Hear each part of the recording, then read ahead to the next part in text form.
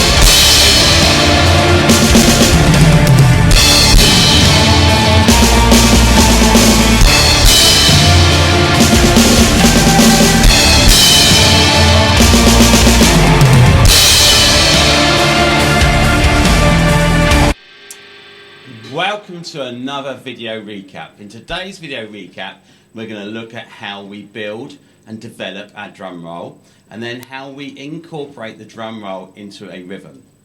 So a drum roll is mainly known as something what you would use in, say, classical music, military music, or orchestral music, wind band music. So we can also use the drum roll in modern music. So if we look at how we're going to build our drum roll, a drum roll is something that you can be shown, but it's down to practice. It's down to that dedication to work on your drum roll to get it as even as you possibly can to play into any music you would like to play into. So if we look at how we build our drum roll, if we hold our drumsticks between our thumb and our forefinger, thumb and our forefingers only to start with, and then I come down, I just laid it onto this drum. So I laid down onto the drum, both at the same time. Now, if I lift my right stick up and I just drop it and I let it bounce, all I'm using is my thumb and my forefinger. If I do it exactly the same with my left, I lift it up and just drop it and let it bounce by itself. So it bounces until it stops by itself. But what we need to do to make that more even, make that bounce even, we need to kind of create a little bit of pressure between our thumb and our forefingers of the stick. So what I would do is I think of our thumb on top of each stick, my thumb on my right stick and my thumb on my left stick. Okay, if I was to push my thumb down on top of my sticks and look down at my thumbnail, you will notice on yours when you're doing it, your nail colour will change because you're putting pressure down on your sticks onto the skin. So by us pushing down slightly onto the forefinger with our thumb, we can make that bounce closer to the skin. So I'm just dropping it down as normal, but then pushing onto the forefinger with my thumb. Now with my left stick, I'm doing exactly the same. I'm pushing with my forefinger and my thumb pushing down to create the buzz a lot closer to the skin. Now with my left stick though, my thumb would slightly turn to the right because that's a natural way for you to have your wrist. You wouldn't have it up all the while. It would be a natural way on your left hand to have it slightly round. Now if you was a left-handed player, it will be the other way round. It'll be your right hand which will be slightly turned. It's down to whatever hand you use. Okay, so now to make that even, as I said, we just push down slightly with our thumb onto the skin, and the same with my right. And if I just join them together, so the buzz itself will join together. So just as one's finishing, the other starts. So remember, just push down slightly to make that gap a little bit closer from the stick to the skin.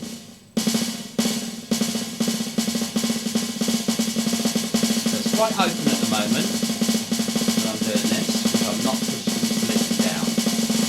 So if I bring up a side view so you can see the drum and do the same, Now I'm going to do exactly the same thing again, but I'm going to push down a little bit more.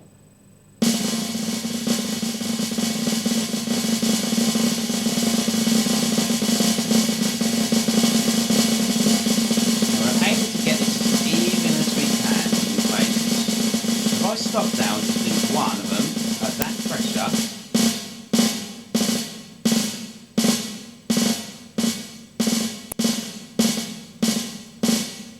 That's why it's called a press roll, because I'm pushing into it. Okay, so I'll come back up to this view. Now I'm using triggers on my drum, so I've hybrided my drum kit. Okay, it's a normal drum kit, but I put hybrid triggers on each drum, which is going into a electronic brain to create electronic sound on my kit. That's why you can see that I've got an electric drum here. Now the reason I'm telling you that for is because when you play with these triggers, because it's a trigger going onto the skin, if I play the roll,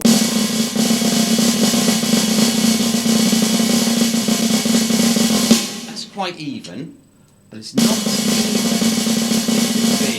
on an acoustic drum. Okay, so if I move over and I bring in an acoustic snare drum and I play exactly the same again on the edge, come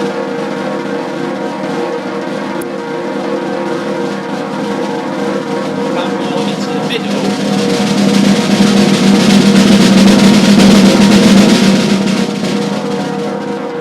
you see that the dynamics change. On the edge of the drum is where you can get a nice even sound, because you get a bit more reverb on the drum. Now if I come back into the middle, the skin's tight on an acoustic drum.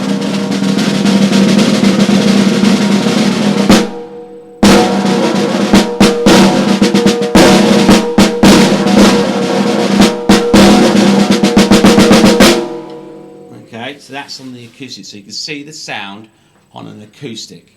Okay, so I'll put that back and then move my back round to the kit. So we've now seen how we build that roll. So remember, dropping it in, breaking that buzz, push the skin down, and the faster you go, push down slightly more.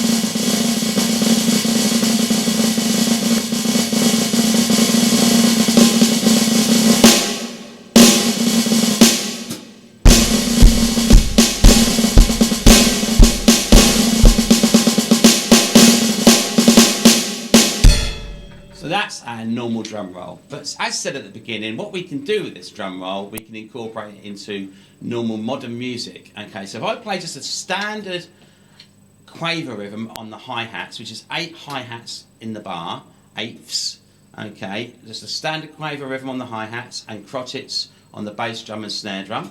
1, 2, 3, 4, 1, 2, 3, 4. Okay, now I'm now going to input the drum roll on the last crotchet of the bar, the last beat of the bar. Okay, so we know there's 4 beats in the bar, 2 hi-hats per beat. 1, 2, 3, 4. So on the 4th beat, I'm going to play our roll.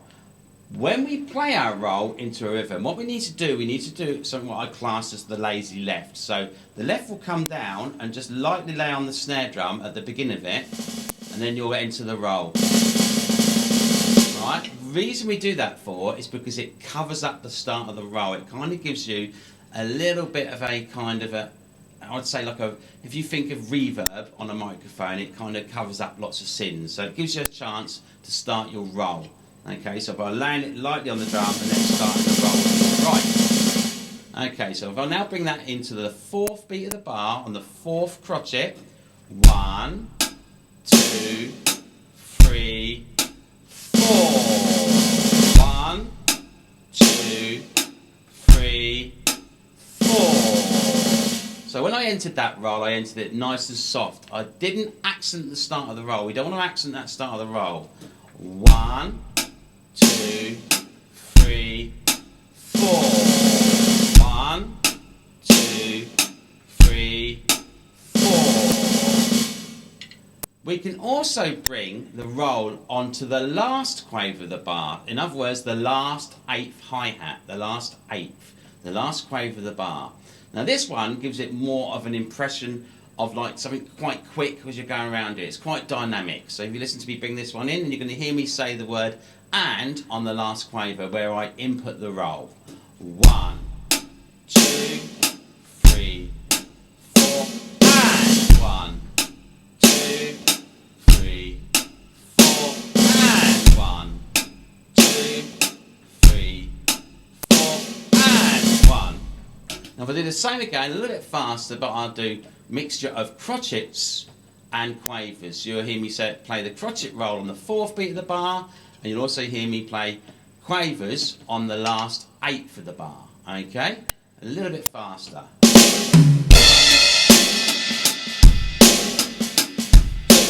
3, 4, and 1. 3, 4, 3, 4, 3, 4, 1, 2, 3, 4, 1, 2, 3, 4, 1. Now that's us using crotchets for 1 beat of a bar as a roll and quavers, but we can also bring the roll as a 2 beat roll. So I can bring this on the count of 3 and 4 of the bar and let it roll as even as you can make it. 1, 2, 3, 4, 1, 2, 3, 4, 1, 2, 3, 4, 1, 2, 3, 4, 1, 2, 3, 4, 1, 2, 3, 4, 1. So if we now listen to how we can incorporate this into modern music, so you can use it into modern music. Now what you can also do with your roll, instead of starting your roll and going back to your hi-hat, I can start my roll and go back to the floor tom with the bass drum. Now when I strike that floor tom, that's going to be the first beat of the next bar of rhythm. So if I'm playing the first beat of the next bar of rhythm on the floor tom with the bass drum, 1, and there's going to be another quaver on the hi-hat after it, because it's 2 quavers per beat, remember. So if I'm going to go 1 and 2, 3, 4, 1 and 2, 3, 4, 1. Okay, we can also do that with the crotchet at the end. 1, 2, 3, 4, 1, 2, 3, 4, and 1, 2, 3, 4, 1, 2, 3, 4, 1. So let's listen to that into a piece of music. Now remember that when we play this, we don't want to try and put the roll in too much, all right? You've got to make sure when you're doing this, you try to play it in context of the music you listen to.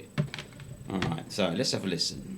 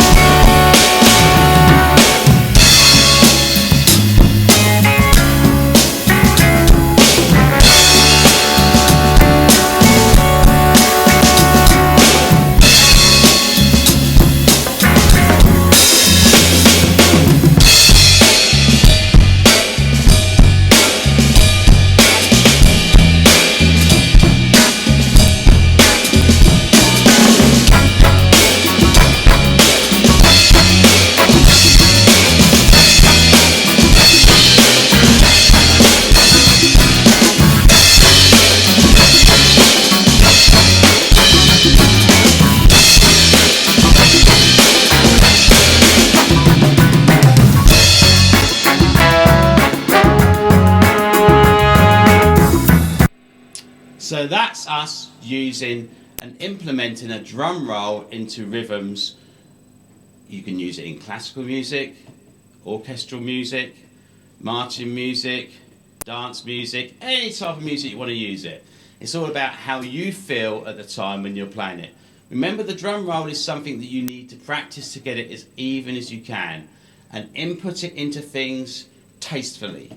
How you feel. We're all different, we all play music different, we all feel music different. So, thanks for listening, and I will see you next time on our video recaps. With GRC Drum Kit Tuition, learn to play the music you like. Give Glenn a call on 02380 601 235 or visit grcpercussion.com.